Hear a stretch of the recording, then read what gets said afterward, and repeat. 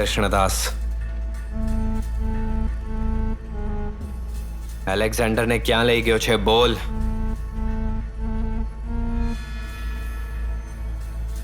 બોલ.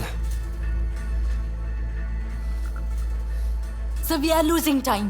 કૃષ્ણદાસ, એલેક્ઝાન્ડર ક્યાં છે?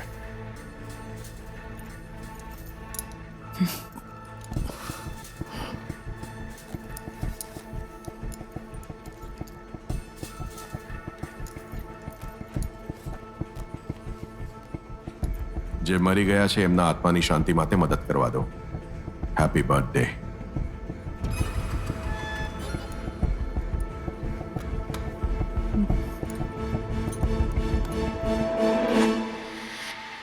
એલેક્ઝાન્ડરની આજ શબ્દોની મોતનું કારણ બનશે.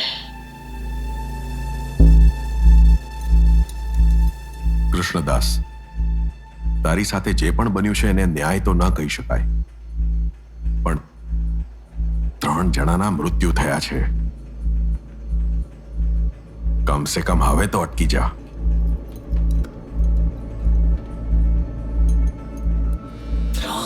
ખૂન થઈ ગયા છે. હવે વાદળનું ગરજવું બાકી છે.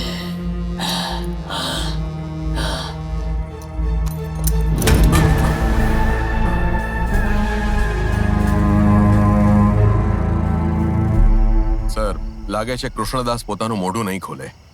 જે પણ પકડાયા છે એ બધા કેરળની બહાર હાઈવર રાઉડી ગેંગના લોકો છે. એ લોકોને જે પણ પૈસા મળે છે એ બધા કોન્ટ્રાક્ટર એમને આપે છે, અને એટલે જ કોઈને કોઈના વિશે કંઈ જ ખબર નથી. હા ભલે sir. Sir. So, what next? એક શખ્સ જે ગાયક બનવા માંગતો હતો અને મોકો મળતા દુનિયામાં ડંકો વગાડતા તે અંદર બેઠો છે. જેટલું જલ્દી થઈ શકે કૃષ્ણદાસને આપણી કસ્ટડીમાં ટ્રાન્સફર કરાવો. So, જેને જિંદગી સાથે નફરત હોય એ માણસને કયા શબ્દોમાં ધમકાવી શકીએ? એની આંખોમાં બધું જ વાંચી શકાય છે.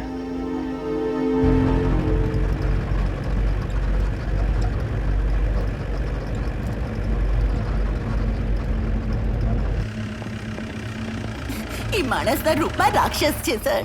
આજે મારો ચહેરો બગડી ગયો છે ને એ પણ એના કારણે જ છે સર. આ પાપોને કારણે જ એ મરી ગયો છે. એ કોઝિકોડની મેડિકલ કોલેજમાં કામ કરતો હતો. લગ્ન થયા પહેલા એ લેબમાં મરી ગયેલા જાનવરો વિશે જાણવા લેબમાં અપાય ને એ કામ કરતો હતો. અત્યારે ભલે કહેતો હોય કે એને કાંઈ યાદ નથી, પણ યાદ હશે તો પણ તમને કાંઈ નહીં કે સર. સર, મારે એક વાત કહેવી છે. મેડિકલ કોલેજનું નામ લઈને 5-6 મહિના પહેલા એક જુવાન છોકરો આવ્યો હતો. ગોરો ગોરો અને દેખાવમાં બહુ ફૂટડો હતો. ત્રિશુર જિલ્લાની કોઈ હોસ્પિટલનું નામ લઈ રહ્યો હતો. હા, એક doctor.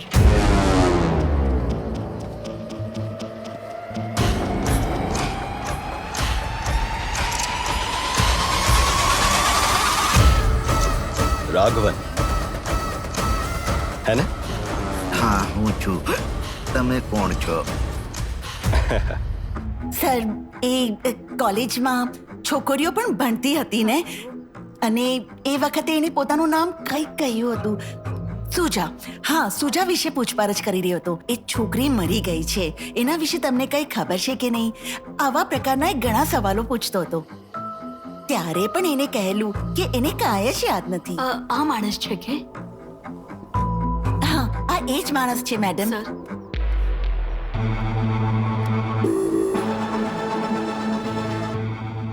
SM hospital, Shuja memorial hospital. Sir, જેનો અવાજ જતો રહ્યો છે કૃષ્ણદાસનો કેસ અને આ ડોક્ટર અરુણની બહેન સુજાની મોત, એ બંને ઘટના વચ્ચે કંઈ તો સંબંધ છે sir, but nothing makes sense.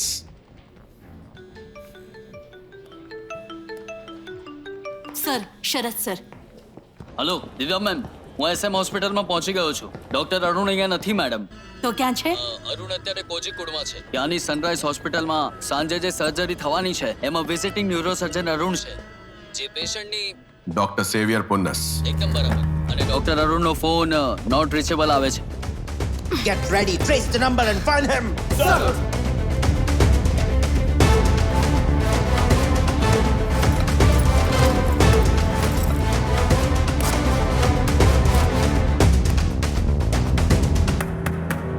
Hello, શું આ ત્રિસુરની કમિશનરની ઓફિસ છે? કેલિકટ સનરાઈઝ હોસ્પિટલમાં એક યુનિટ જોઈએ છે. હમણાં જ જોઈએ છે. બાજુ પર હટો. હા સર, 10-15 દિવસમાં એકવાર ડોક્ટર અરુણ ન્યુરો સર્જન તરીકે અહીંયા આવે છે અને એ દરમિયાન કોઝિકોડેમાં એમનું ઘર છે એના રિનોવેશનનું સુપરવિઝન પણ કરે છે. ત્યાં નેટવર્ક નબળું છે એટલે કદાચ તમારો ફોન નહીં લાગ્યો હોય. એનું ઘર છે? હા, એ કોઝિકોડે ગામનો જ છે ને, ત્યાંથી જ ત્રિશુર ગયો હતો.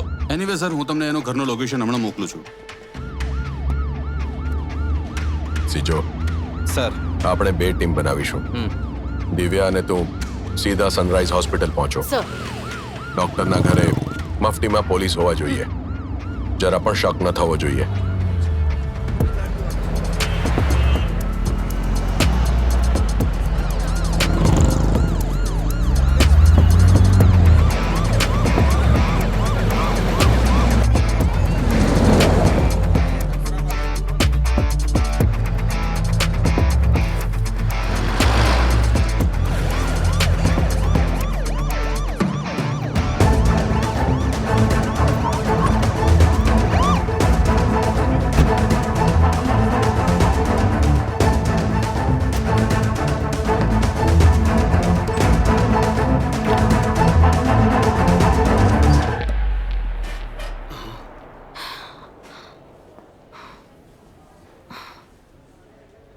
અમે અહીં જ છીએ સર.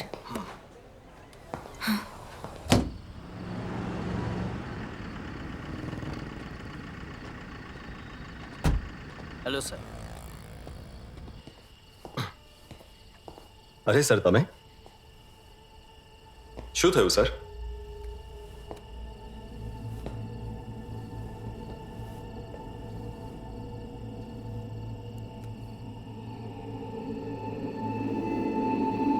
આ કોણ છે સર?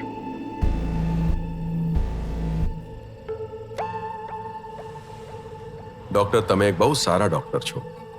ગમે તે સ્થિતિ માટે તૈયાર રહેવા વાળા. આશ્ચર્ય એ વાતનું છે કે તમને કંઈ જ ખબર નથી. Which one is right?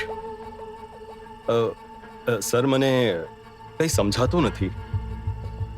Doctor Arun, તમારી બહેન સુજાનું મૃત્યુ થયું હતું અને થોડા દિવસો પહેલા જ તમે એ વિશે ઇન્ક્વાયરી કરી રહ્યા હતા. ઘણા વર્ષો પછી હમણાં થોડા દિવસ પહેલા એનાટોમી ડિસેક્શન હોલનો જે એટેન્ડન્ટ હતો એ રાઘવનના ઘરે જઈને તમે એને મળ્યા અને તમારી બેન વિશે પૂછપરછ પણ કરી. ડોક્ટર, ટેલ અસ એવરીથિંગ.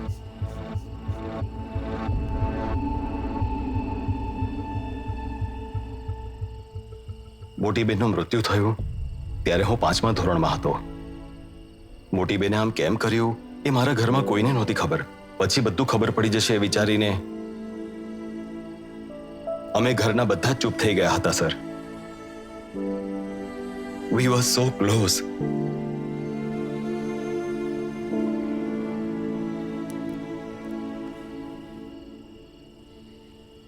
સર, થોડા દિવસ પહેલા મોટી બેનની મેડિકલ કોલેજની બુકમાંથી મને એક ફોટો મળ્યો હતો. એ ફોટોમાં એક છોકરો હતો. મારે જાણવું હતું કે એ છોકરો કોણ છે અને એટલે જ મેં મોટી બેનના એક જૂના ફ્રેન્ડને શોધી. મોટી બેન અને એ છોકરો એનાટોમી ડિસેક્શન હોલમાં ઘણીવાર ચોરી છુપે મળતા હતા અને આ બધું કરવામાં એમની મદદ અટેન્ડન્ટ રાઘવન કરતો હતો. મને એ પણ ખબર પડી. એને મળવા માટે હું એના ઘરે ગયો પણ સર, એને મારા સવાલનો જવાબ ના આપ્યો અને એ વખતે નશામાં હતો અને એટલે મેં એને કંઈ જ ના પૂછ્યું. બીજું કંઈ પણ જાણવાનો પ્રયત્ન ના કર્યો. It was the end of it. A photo, શું અમે એ ફોટો જોઈ શકીએ? મારી પાસે છે સર, હું લઈ આવું છું.